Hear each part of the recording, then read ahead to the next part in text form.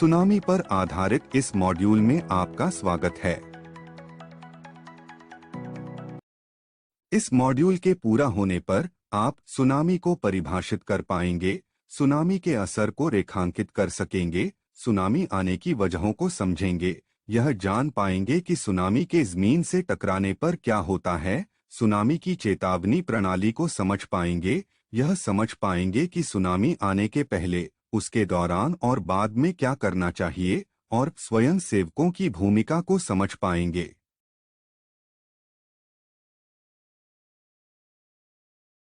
Tsunami या बंदरगाह लहरें समुद्र में उत्पन्न होने वाली लहरों की श्रृंखला है। यह महासागर या किसी बड़ी झील में पानी की विशाल मात्रा के विस्थापित होने की वजह से उत्पन्न होती है। भूकंप, ज्वालामुखी विस्फोट और अन्य भूमिगत विस्फोट जिसमें सुरंग उड़ाना, भूस्खलन, ग्लेशियर पिघलना, उल्कापिंडों का गिरना और पानी के नीचे या ऊपर होने वाली अन्य गतिविधियां हैं। इन सभी से सुनामी लहरें उत्पन्न होने की संभावना है। पवन या ज्वार भाटा, जो कि चंद्रमा और सूर्य की गुरुत्वाकर्षण शक्ति के कारण बनते हैं, से उत्पन्न होने वाली सामान्य महासागरीय लहरों के विपरीत, सुनामी लहरों का जन्म समुद्र में विशाल जलराशि के विस्थापित होने से होता है। सुनामी लहरें सामान्य समुद्री जलधाराओं या समुद्री लहरों से अलग होती हैं क्योंकि उनकी तरंगदैर्घ्य काफी लंबी होती है। सुनामी उठती गिरती लहरों के रूप में आगे बढ़ने के बजाय शुरू में तेजी से बढ़ते ज्वार के रूप में आ सकती है। सुनामी आमतौर पर तरंगों की एक श्रृंखला से बनी होती है, जिनकी अवधि मिनटों से लेकर घंटों तक होती है, इसलिए यह वेव ट्रेन में आती हैं। बड़ी सुनामियों में लहरों की ऊंचाई दसियों मीटर की हो सकती है। हालांकि सुनामी का असर तटीय इलाकों तक ही सीमित रहता है, लेकिन वे काफी विनाशकारी साबित हो सकती हैं और वे पूरे महासागरीय तल को प्रभावित कर सकती हैं। 2004 की हिंद महासागर में आई सुनामी मानव इतिहास की सबसे घातक प्राकृतिक आपदाओं में से एक थी। इसमें हिंद महासागर की सीमा से लगे 14 देशों में कम से कम 2,30,000 लोग मारे गए या लापता हो गए।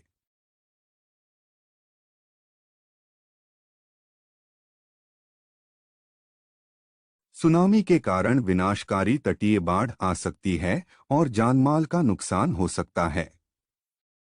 आइए हम सुनामी के कारणों को समझते हैं और यह जानते हैं कि जब सुनामी की लहर जमीन से टकराती है तो क्या होता है। इन रहस्यमय लहरों का जन्म आम तौर पर टेक्टोनिक प्लेट सीमाओं पर समुद्र के नीचे बड़े भूकंपों के कारण होता है। जब किसी प्लेट सीमा पर समुद्र का तल अचानक ऊपर उठता या गिरता है, तो यह अपने ऊपर के पानी को विस्थापित कर देता है। इससे घूमने वाली लहरें पैदा होती हैं, जो सुनामी बन जाती हैं। ज्यादातर सुनामी, लगभग 80%, प्रशांत महासागर के अग्निवलय क्षेत्र में आती हैं। यह भूवैज्ञानिक रूप से एक सक्रिय क्षेत्र है, जहां टेक्टोनिक प्लेटों में बदलाव होने से ज्वालामुखी विस्फोट और भूकंप आना आम बात है। पानी के नीचे भूस्खलन या ज्वालामुखी विस्फोट के कारण भी सुनामी आ सकती है। यह किसी बड़े उल्कापिंड के समुद्र में गिरने की वजह से भी पैदा हो सकती है। समुद्र में सुनामी की गति 500 मील 805 किलोमीटर प्रति घंटा होती है, जो किसी हवाई जेट की गति के बराबर है। इस गति से वे एक दिन से भी कम समय में प्रशांत महासागर के पूरे क्षेत्र को पार कर सकती हैं। और उनकी तरंग दैर्घ्य बड़ी होने की वजह से रास्ते में उनकी ऊर्जा बहुत कम खर्च होती है। आगे आइए देखें कि जब सुनामी जमीन से टकराती है तो क्या होता है। कभी कभी सुनामी का गर्त लहर के शिखर से नीचे सबसे निचला बिंदु पहले तट पर पहुंचता है। जब ऐसा होता है तो एक खाली जगह बन जाती है, जिसमें समुद्र तटीय जल उस भाग को भरने पीछे लौटता है। इससे बंदरगाह और समुद्र तल के जलमग्न हिस्से उजागर हो जाते हैं। समुद्री जल का इस तरह पीछे जाना आने वाली सुनामी का एक अहम चेतावनी संकेत है, क्योंकि लहर का शिखर और उसके नीचे मौजूद पानी की भारी मात्रा आमतौर पर तट से बाद में टकराएगी। इस घटना को पहचान लेने से जान बचाई जा सकती है। सुनामी आमतौर पर लहरों की एक श्रृंखला से बनी होती है, जिसे वेव ट्रेन कहा जाता है। इसलिए जैसे जैसे लहरें तट तक लगातार पहुंचती हैं, इसकी विनाशकारी शक्ति बढ़ती जाती है। सुनामी तट पर बड़े पैमाने पर उठती गिरती लहरों के रूप में दिखाई नहीं देती है, बल्कि तेजी से बढ़ते ज्वार के समान दिखाई देती है, जो तटीय क्षेत्रों में बाढ़ ला देती है। प्रशांत सुनामी चेतावनी प्रणाली 26 देशों का एक गठबंधन है, जिसका मुख्यालय हवाई में स्थित है। यह संगठन समुद्र में सुनामी की पहचान करने के लिए भूकंपीय उपकरणों और जल स्तर मापी का एक जाल फैलाए रखता है। पानी के अंदर स्थित सेंसर भूकंप और अन्य कारणों का पता लगाते हैं और डेटा को एक प्रोसेसिंग केंद्र को रिले करते हैं, जो इस डेटा का आकलन करता है और फिर सैटेलाइट के जरिए अधिकारियों और मीडिया को आने वाली सुनामी के बारे में चेतावनी देता है। वे जवाबी कार्यवाही के तौर पर संकटग्रस्त आबादी को चेतावनी जारी करते हैं। डिजास्टर अलर्ट एक मोबाइल एप्लीकेशन है, जिसे लोग मुफ्त में इस्तेमाल कर सकते हैं। यह दुनिया भर को गंभीर आपदा की चेतावनी जारी करता है और सुरक्षित रहने के लिए जरूरी जानकारी प्रदान करता है। डिजास्टर अलर्ट 18 अलग अलग तरह की प्राकृतिक आपदाओं के बारे में रियल टाइम जानकारी प्रदान करती हैं।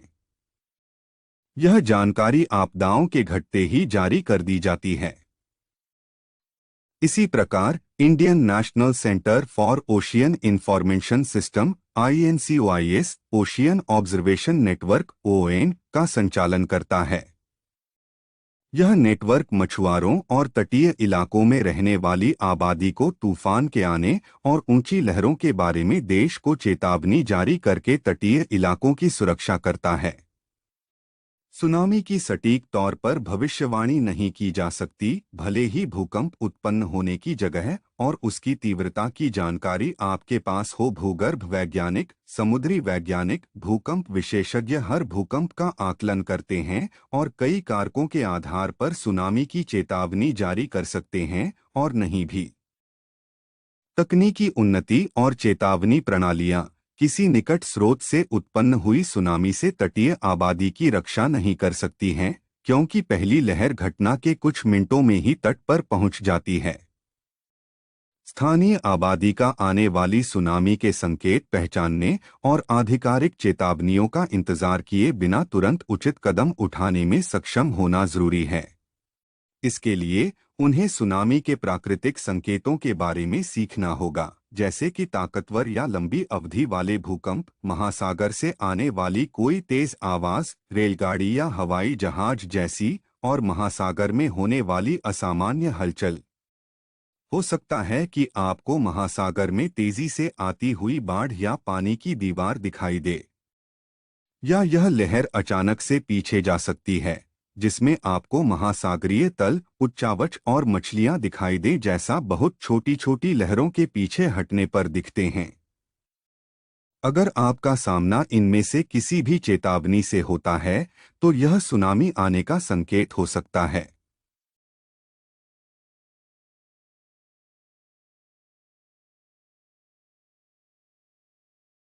अभी तक आपने सुनामी, इसके आने के कारण और भविष्य में आने वाली सुनामी की घटनाओं की भविष्यवाणी करने के लिए लगाई गई चेतावनी प्रणालियों के बारे में सीखा है। आइए अब हम आपकी समझ को परख लेते हैं। शब्द वाक्यांश को उसके ब्यौरे से जोड़े। शब्द या वाक्यांश को ड्रैग करके उसके सही ब्यौरे से मिलाएं और फिर सबमिट करें बटन पर क्लिक करें।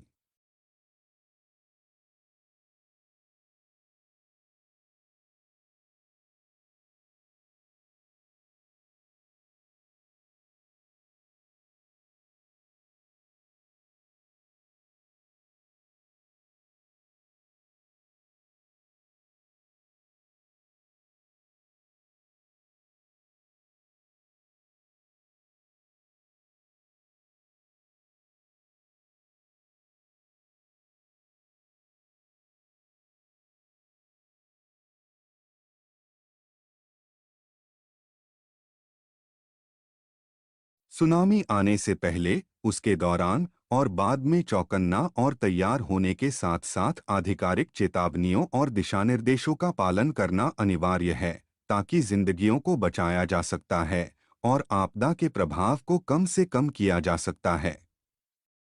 अधिक जानकारी के लिए पॉइंटर को खींचकर प्रत्येक चित्र पर ले जाएं। अपने घर में सभी से बात करें कि सुनामी आने पर क्या करना है। अपने परिवार के बचकर निकलने के लिए एक योजना तैयार करें और उसका अभ्यास करें। जानकारी होने से आपकी जिंदगी बच सकती है। आपको रात के समय और खराब मौसम में बचाव मार्ग से निकलना आना चाहिए। आपको 15 मिनट के अंदर अपने सुरक्षित स्थान पर चलकर पहुंचने में सक्षम होना चाहिए। अपनी योजना का अभ्यास करने से उचित प्रतिक्रिया को फटाफट और बेहतर ढंग से लागू किया जा सकता है, जिससे वास्तविक आपातकालीन स्थिति में सोचने में समय व्यर्थ नहीं होगा।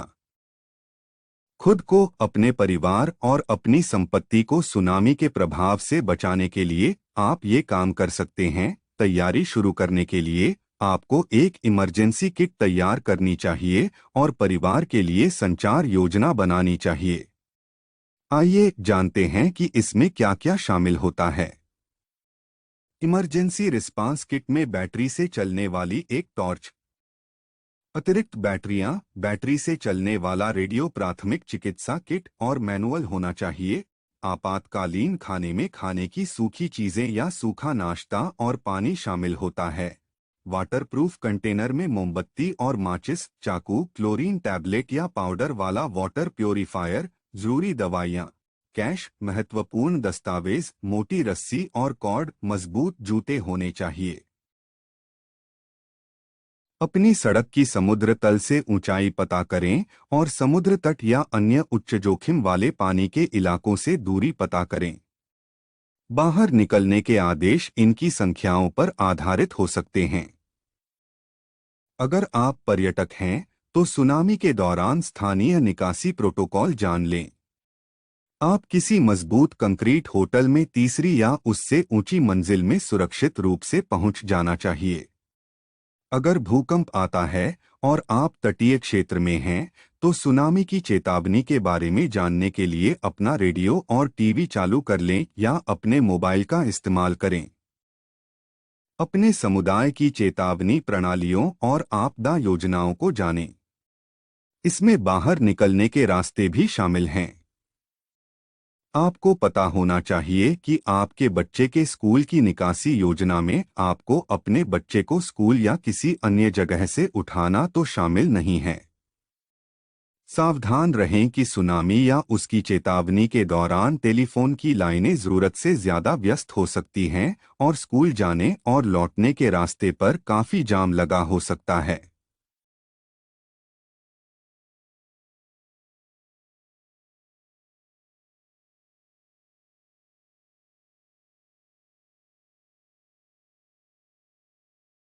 अपने पालतू जानवरों के साथ निकासी निर्देशों का तुरंत पालन करें। अंतःस्थल से किसी ऊंचे मैदान की ओर तुरंत चले जाएं। समुद्र तल से 100 फुट 30 मीटर ऊंची किसी जगह पर जाएं या समुद्र तट से तकरीबन 2 मील 3 किलोमीटर दूर स्थित किसी जगह पर जाएं। अगर आप इतनी ऊंचाई या दूरी तक न जा पाएं, तो आपको जितना हो सके उतना ऊंचा या उतनी दूर जाना चाहिए। ढलान या ऊंचाई की दिशा में बढ़ाया गया हर कदम से फर्क पैदा हो सकता है। समुद्र तट से दूर रहें। सुनामी को आते हुए देखने के लिए कभी भी समुद्र तट पर न जाएं। अगर आप लहर को देख पा रहे हैं, तो आपके पास इससे बचने के लिए काफी कम समय है। सावधान, अगर समुद्र तट से पानी पीछे हटते हुए दिख रहा है, तो यह प्रकृति की ओर से सुनामी आने की चेतावनी है और इस पर ध्यान दिया जाना चाहिए। आपको तुरंत पीछे हट जाना चाहिए।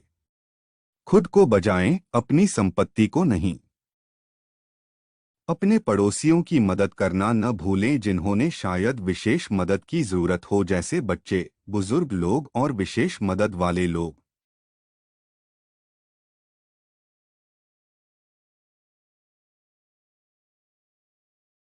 स्थानीय अधिकारियों द्वारा स्थिति नियंत्रण में होने का आश्वासन दिए जाने के बाद ही घर लौटें। सुनामी लहरों की एक श्रृंखला है जो कई घंटों तक आ सकती है। यह कतई न माने कि एक लहर आने के बाद खतरा टल गया है। हो सकता है कि दूसरी लहर पहली से ज्यादा घातक हो। आपदा वाले इलाकों में जाने से बचें। आपकी मौजूदगी से आपातकालीन जवाबी कार्यवाही में दखल पड़ सकता है और आप पर बाढ़ के बाद दिखने वाले प्रभावों का और बुरा असर पड़ सकता है। पानी में मलबे में दूर रहें। यह लोगों या पालतू जानवरों को खतरे में डाल सकता है। देखें कि आपको कहीं चोट न लगी हो और चोटिल या फंसे हुए लोगों की मदद करने से पहले जरूरत के मुताबिक प्राथमिक चिकित्सा किट लें। अगर किसी को बचाने की जरूरत है तो मदद करने के लिए सही उपकरण का इस्तेमाल करके पेशेवर की मदद लें। दूसरों को बचाने के दौरान कई लोग क्षतिग्रस्त हो जाते हैं या उनकी मृत्यु भी हो जाती है। खास जरूरतों वाले लोगों की मदद करें। इसमें बच्चे, बुजुर्ग लोग, बिना गाड़ी वाले लोग, विशेष जरूरत वाले लोग और बड़े परिवार जिन्हें आपातकालीन परिस्थिति में अतिरिक्त मदद की जरूरत पड़ सकती है। रेडियो लगातार सुनते रहें और ताज़ा अपडेट पाने के लिए लोकल रेडियो या टेलीविज़न को लगातार सुनते रहें। ऐसी किसी भी इमारत से दूर रहें जिसके आसपास पानी भरा हो। सुनामी के पानी से फर्श टूट सकता है या दीवारें गिर सकती हैं। दीवारों, फर्श, दरवाजों, सीढ़ियों और खिड़कियों की जांच करें और पक्का करें कि इमारत के गिरने का खतरा न हो। दरारों या अन्य नुकसान के लिए नींद की जांच करें। चोट से बचने के लिए रक्षात्मक कपड़े पहनें और सफाई करते हुए सावधान रहें। फुल पैंट और पूरी बाह वाली शर्ट और जूते पहनें। सुनामी के बाद लगने वाली सबसे सामान्य चोटों में पैरों में होने वाले घाव हैं। ऐसा हो सकता है कि सुनामी से सड़कें, पुल या अन्य स्थान क्षतिग्रस्त हो गए हों, इसलिए इन जगहों पर जाने से बचें। टेलीफोन का इस्तेमाल सिर्फ इमरजेंसी कॉल करने के लिए करें। आपातकालीन स्थितियों में टेलीफोन लाइनें व्यस्त हो सकती हैं। इमरजेंसी कॉल जाने के लिए उन्हें खाली रखना जरूरी होता है। आग लगने के खतरों का ख्याल रखें। नुकसान के तहत गैस लाइनों के टूटने या उनसे गैस के रिसने का जोखिम हो सकता है। सुनामी की बाढ़ से प्रभावित क्षेत्रों में बिजली के तार या डूबी हुई भट्ठियां या बिजली के उपकरण हो सकते हैं। बाढ़ के बाद आग लगने की घटना सबसे आम हादसों में से एक है। गैस के रिसाव की जांच करें। अगर आपको गैस की दुर्गंध आती है या आपको सीटी या हिसिंग जैसी ध्वनि सुनाई पड़ती है तो खिड़की खोल दें और सभी को घर से तुरंत बाहर ले जाएं। अगर आप कर सकें तो बाहरी मेन वाल्व का इस्तेमाल करके गैस की सप्लाई बंद कर दें और अपने पड़ोसी के घर से गैस कंपनी को कॉल करें। अगर आप किसी वजह से गैस की सप्लाई बंद करते हैं तो इसे पेशेवर द्वारा ही दोबारा शुरू किया जाना चाहिए। इमारत की जांच करते समय बैटरी से चलने वाली लालटेन या फ्लैशलाइट का इस्तेमाल करें। बैटरी से चलने वाली लाइट इस्तेमाल करना सबसे सुरक्षित और सबसे आसान है। इससे व्यक्ति, रहने वाले लोगों या इमारत को आग लगने का खतरा पैदा नहीं होता। मोमबत्ती का इस्तेमाल न करें। बिजली व्यवस्था के खराब होने की जांच करें। अगर आपको बिजली के टूटे या नंगे तार या चिंगारी उठती हुई दिखाई पड़ती हैं या फ्यूज के जलने की दुर्गंध आती है तो मेन फ्यूज बॉक्स या सर्किट ब्रेकर से बिजली बंद कर दें। अगर फ्यूज बॉक्स या सर्किट ब्रेकर तक पहुंचने के लिए आपको पानी से होकर जाना हो तो सलाह लेने के लिए ग्राहक सेवा नंबर पर कॉल करें। बिजली के उपकरण की जांच करनी चाहिए और उन्हें दोबारा इस्तेमाल करने से पहले सुखा लेना चाहिए। सीवर और पानी के पाइपों को हुए नुकसान की जांच करें। अगर आपको पता चलता है कि सीवर लाइन टूट गई है तो टॉयलेट इस्तेमाल करने से बचें और मदद के लिए प्लम्बर को बुलाएं। अगर पानी के पाइप टूटे जाते हैं तो वाटर कंपनी से संपर्क करें और नल से पानी न निकालें। आप सही सलामत वाटर हीटर या सुनामी आने से पहले जमाई गई बर्फ को पिघलाकर सुरक्षित पानी हासिल कर सकते हैं। इन स्रोतों से पानी को निकालने से पहले मेन वाटर वाल्व को बंद कर दें। नल के पानी का इस्तेमाल सिर्फ तब करें जब स्थानीय स्वास्थ्य अधिकारियों द्वारा ऐसा करने की मंजूरी मिल गई हो। जंगली जानवरों से सावधान रहें, खासकर जहरीले सांपों से जो पानी के साथ बहकर इमारत में आ सकते हैं। मलबे को कुरेदने के लिए किसी छड़ी का इस्तेमाल करें। सुनामी की बाढ़ का पानी सांपों और जानवरों को उनके बिलों से बाहर निकाल देता है। इमारत और उसके सामान दोनों को हुए नुकसान की फोटो लें ताकि आप उसके मुआवजे के लिए दावा कर सकें। इमारत से पानी बाहर निकालने के लिए खिड़कियां और दरवाजे खोलकर मदद के लिए गुहार लगाएं। कीचड़ के जमने से पहले ही फावड़े की मदद से उसे साफ कर दें। खाने की चीजों की जांच करें। बाढ़ के पानी के संपर्क में आया हर खाना दूषित हो सकता है और उसे हटा दिया जाना चाहिए। बाद में आने वाले झटके महसूस होने का इंतजार करें। अगर भूकंप की तीव्रता रिक्टर पैमाने पर 8 से 9 या उससे ज्यादा है और उपरिकेंद्र निकट स्थान में मौजूद है, तो बाद में आने वाले झटकों की तीव्रता 7 से ज्यादा हो सकती है और ये सुनामी की दूसरी लहर लाने में भी सक्षम हैं। अपने पालतू जानवरों पर नजर रखें। अपने सभी पालतू जानवरों को अपने सीधे नियंत्रण में रखें। हो सकता है कि आपके पालतू जानवर आपके घर या टूटी हुई खिड़की से बाहर चले जाएं। पालतू जानवर भ्रमित हो सकते हैं। इसकी वजह है कि आमतौर पर बाढ़ के कारण उनके सूंघे हुए निशानों की गंध पर असर पड़ सकता है। किसी दुर्घटना के बाद पालतू जानवरों का व्यवहार अचानक से बदल सकता है। उनका व्यवहार आक्रामक या रक्षात्मक हो सकता है। इसलिए उनकी कुशलता का खास ख्याल रखें और आपदाओं से उन्हें बचाने के लिए उचित उपाय करें, जिसमें जंगली जानवरों के ठहरने की जगह बदलना भी शामिल है। साथ ही यह पक्का करें अन्य लोगों और दूसरे जानवरों की सुरक्षा पर इसका असर न हो।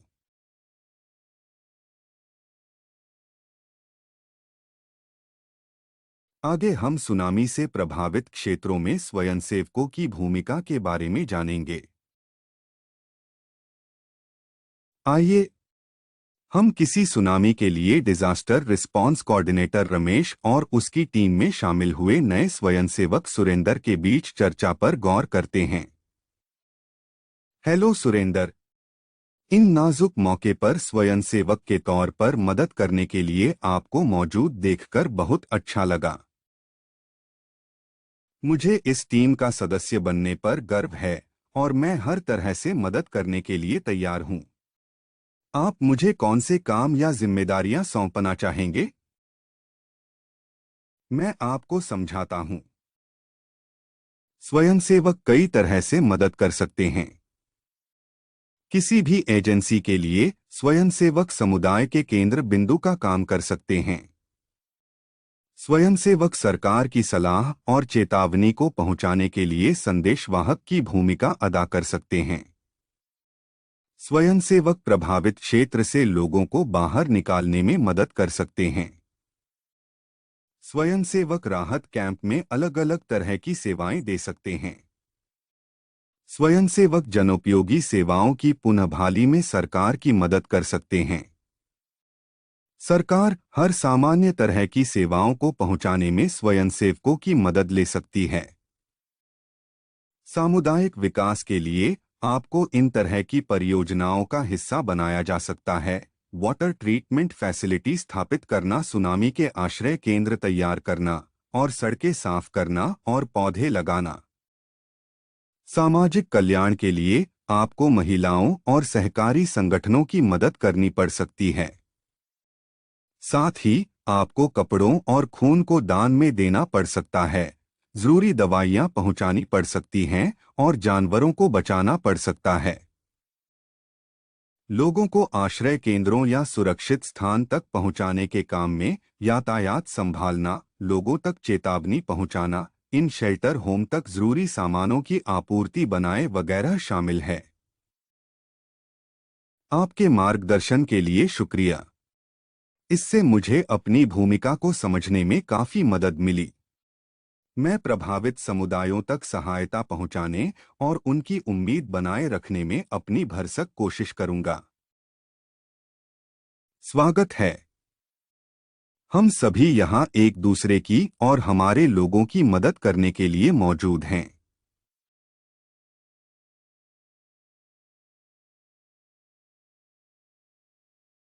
इसी के साथ हम इस मॉड्यूल के आखिरी पड़ाव तक पहुंच गए हैं। आइए हम इस मॉड्यूल में सीखे हुए अहम बिंदुओं को दोहरा लेते हैं।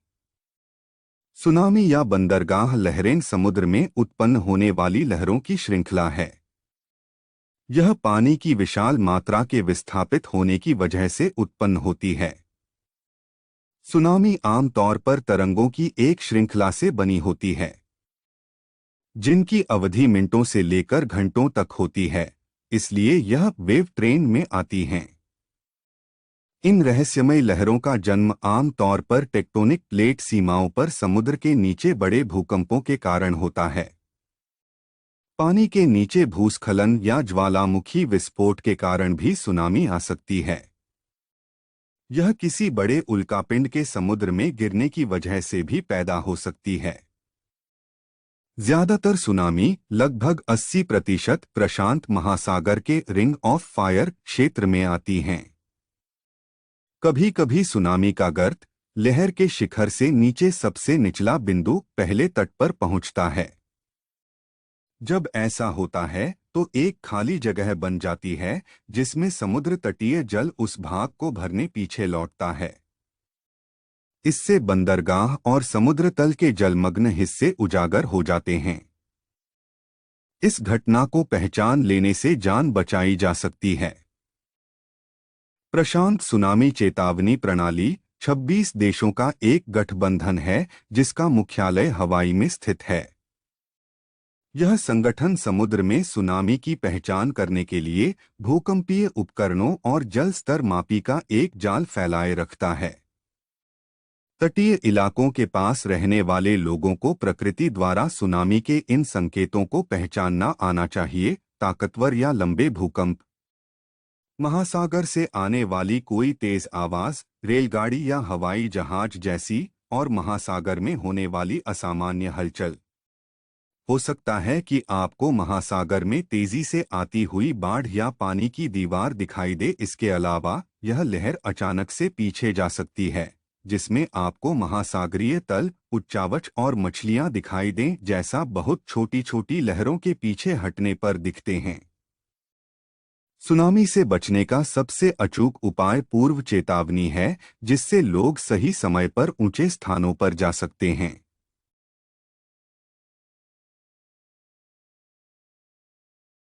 अब इस विषय के बारे में आपकी समझ को परखने का समय है। यह एक मूल्यांकन अभ्यास है। हर सवाल के लिए समान अंक तय किए गए हैं। टेस्ट में सफल होने के लिए कम से कम 60% अंक लाना जरूरी है। सवालों को ध्यान से पढ़ें और उचित विकल्पों को चुनें।